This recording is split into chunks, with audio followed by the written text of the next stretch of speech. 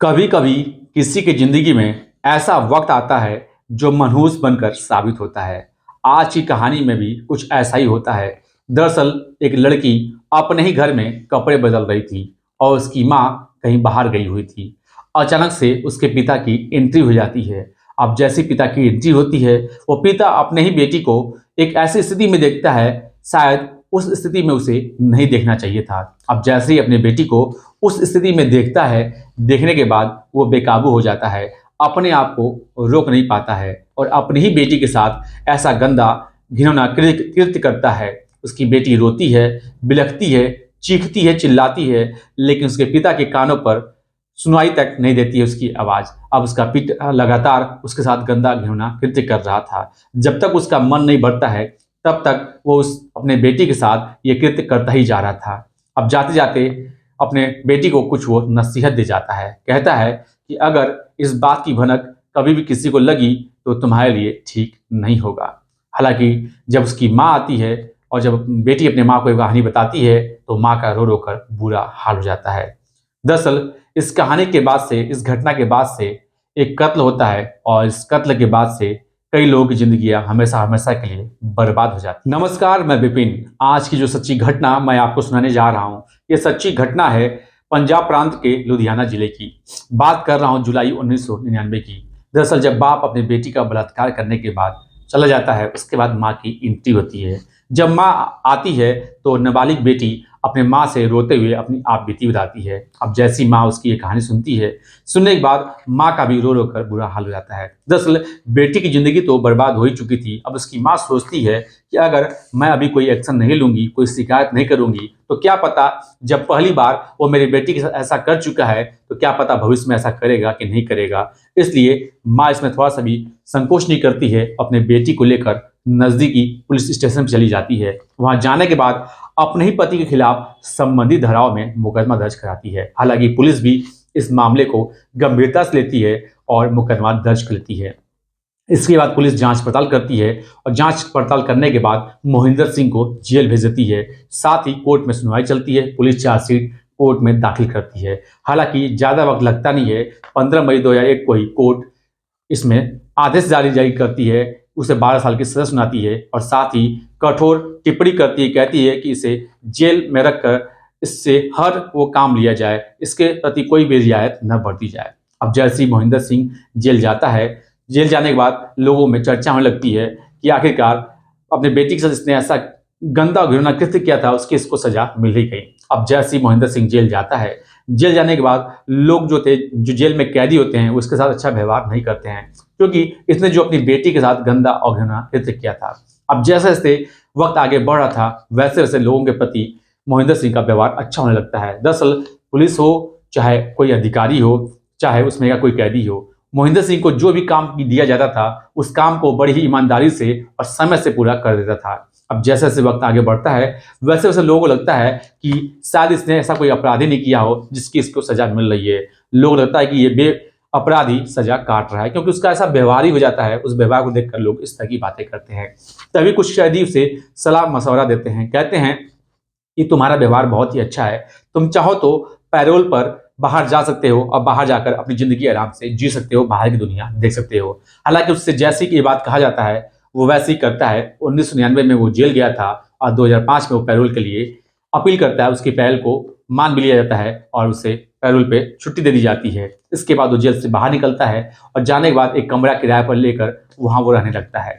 इसके बाद जहाँ उसकी पति-पत्नी रहती थी, जो उसकी बेटी और पत्नी रहती थी, उन दोनों को वो एक खबर भिजवाता है। कहता है कि मेरे किसी भी सामान को तुम लोग छूने की कोशिश भी मत करना। दरअसल ये कहा जाता है कि जो उसकी बेटी और पत्नी थी, वो उसी घर में रहती थी और उसी का सामान इस्तेमाल करती थी। अब जैसी माँ बेटी को अपने पिता का यानी उसका खत मिलता है, वो डर जाती हैं, घबरा जाती हैं।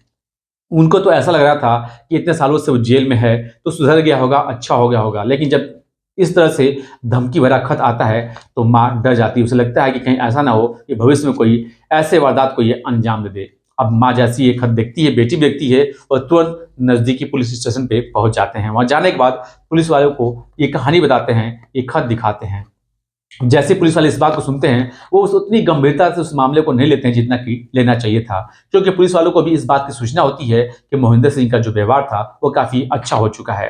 हालाँकि पति जो पत्नी थी, जो बेटी थी, उनको भी बात पता था, लेकिन क्या पता भविष्य में क्या हो जाए। अब जैसे वक़्त आगे बढ़ता है, इसके बाद मोहिंदर सिंह एक दिन जहाँ उसकी बेटी और पत्नी थी, उस घर पे जाता है और सीढ़ी लगाकर दीवार को फांद कर जाता है। हालाँकि उस घर में उसकी पत्नी और बेटी के साथ-साथ एक रिश्तेदार भी रहती है। अब जैसे दीवार फांद कर घर में एंट्री करता है, जो उसकी पत्नी थी, वो आँगन में पूजा कर रही थी। अब जैसे अपने पत्नी को देखता है, उसके हाथ में एक कुल्हाड़ी होती है। कुल्हाड़ी लेकर अपने पत्नी की तरफ ज़ोर से चिल्लाते हुए, आवाज़ लगाते हुए उसके तरफ दौड़ता है। अब जैसी पत्नी उसकी आवाज़ सुनती है और कुल्हाड़ी को उसके हाथ में देखती है, वो डर जाती है। डरने के बाद अपने जान को बचाने के लिए वो इधर-उधर भागने लगती है। लेकिन मोहिंदर सिंह जोर से अपने पत्नी के सर पर उस कुल्हाड़ी से वार करता है और इतनी जोर से वार करता है कि उसकी पत्नी का सर फट जाता है। इसके बाद अपने पत्नी के गर्दन पे वार करता है। अब जैसी पत्नी रोकने के लिए हाथ आगे बढ़ाती है, उसके हाथ पे भी वार कर देता है, जिससे पत्नी की मौके पर ही मौत हो जाती है। कुल 4 वार करता है। अब उस पत्नी की जो चीखें थी, चीखें सुनने के बाद जो उसकी बेटी थी, मौके पर दौड़ के आती है, ये देखने के लिए कि आखिरकार हुआ क्या है। अब जैसी बेटी उसकी आती है, वो अपनी बेटी को देखने के बाद जितना गुस्सा अपने पत्नी पे करता है, उससे कहीं अधिक गुना गुस्सा अपने बेटी पर दिखाता है और अपनी बेटी पर लगातार वार पे वार करता है। जितना वो वार कर सकता था, उतना वार करता है और बेटी की भी मौके पर ही मौत हो जाती है। हालाँकि जो घर में जो रिश्तेदार होती है, वो अपनी आँखों से ये सारा दृश्य देख रही होती है। अब वो अपनी जान बचाने के लिए एक कमरे की तरफ भागती है और उस कमरे में जाने के बाद अंदर से दरवाज़ा बंद कर लेती है और जितनी ज़ोर से हो सकता था, उतनी ज़ोर से वो चीखती है, चिल्लाती है, ताकि उसकी आवाज़ आस-पास के लोगों के पास पहुँचे और आस-पास के लोग आकर उसे बचा लें। हालाँकि उसकी आवाज़ आस-पास के लोगों तक पहुँच भी जाती है। अब जैसे ही आस-पास के लोग उसकी आवाज़ को, चीखने-चिल्लाने की आवाज़ को सुनते हैं, वो उसके घर की तरफ दौड़ के आते हैं। हालाँकि आवाज़ लगाते हुए आते हैं। अब लोगों की जैसी आवाज़ मोहिंदर सिंह सुनता है, वहाँ से वो फरार हो जाता है। अब लोग घर में एंट्री करते हैं। घर में आने के बाद जब माँ-बेटी की लाश देखते हैं, वैसा दृश्य देखते हैं, तो उस दृश्य को देखने के बाद वो देखते रह जाते हैं, उनकी आँखें खुली की खुली रह जाती हैं। इसके बाद नज़दीकी पुलिस स्टेशन पर इसकी सूचना दी जाती है। अब पुलिस फ़ोर्स के साथ मौके पे आती है। आने के बाद देखती है कि आखिरकार इनका कत्ल किसने किया, किसने नहीं किया। अब पुलिस जाँच-पड़ताल करती है, शव को कब्जे में लेती है और पोस्टमार्टम के लिए भेज देती है। अब पुलिस इस मामले में एफ़आईआर दर्ज करके जब उसको पता चल जाता है कि इसका कत्ल किसने किया, किसने नहीं किया, तो पता चलता है कि मोहिंदर सिंह ने किया है। अब मोहिंदर सिंह जिस जगह पर किराए के मकान में रहता है, पुलिस अब वहाँ पहुँचती है। हालाँकि मोहिंदर सिंह वहाँ से फरार नहीं हुआ था, उसी घर में, किराए वाले घर में ही रह रहा था। अब पुलिस जैसे ही वहाँ जाती है, मोहिंदर सिंह अपने आप को पुलिस के सामने सरेंडर कर देता है।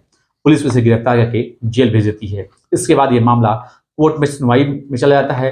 पुलिस फिर चार्जशीट दाखिल करती है। हालाँकि इस मामले में ज़्यादा वक़्त लगता नहीं है, 1 साल के अंदर ही इस मामले में आदेश आ जाता है। कोर्ट मोहिंदर सिंह को फांसी की सज़ा सुनाती है और कहती है कि इसको फांसी के फंदे पर तब तक लटका कर रखा जाए, जब तक कि इसकी साँसें ना रुक जाएँ। इसके बाद मोहिंदर सिंह जेल जाता है। जेल जाने के बाद फिर वो ऊपरी अदालत में अपील करता है, यानी कि हाई कोर्ट में अपील करता है। हाई कोर्ट भी इसकी सज़ा को बरकरार रखता है, यानी कि फांसी की सज़ा को बरकरार रखता है। हालाँकि उसके जीने की जो इच्छा थी, वो बढ़ती जा रही थी, इसलिए वो सुप्रीम कोर्ट में भी अपील करता है। कुछ बातें बताता है, उसके वकील कुछ ऐसी बातें बताते हैं जिसकी वजह से उसकी सज़ा को कम कर दिया जाता है और आदेश आता है कि इसे फांसी की सज़ा हटाकर इसको उम्र कैद की सज़ा दी जाती है। साथ ही ये भी कोर्ट टिप्पणी करता है कि इसे सलाखों के पीछे तब तक रखा जाए जब तक कि इसकी सांसें ना रुक जाए। हालाँकि फिलहाल वो अभी जेल में ही है और जब इस घटनाक्रम का खुलासा होता है तो लोग आश्चर्यचकित हो जाते हैं। लोग कहते हैं कि इसी लायक था, इसे पहले ही फांसी की सज़ा दे देनी चाहिए थी।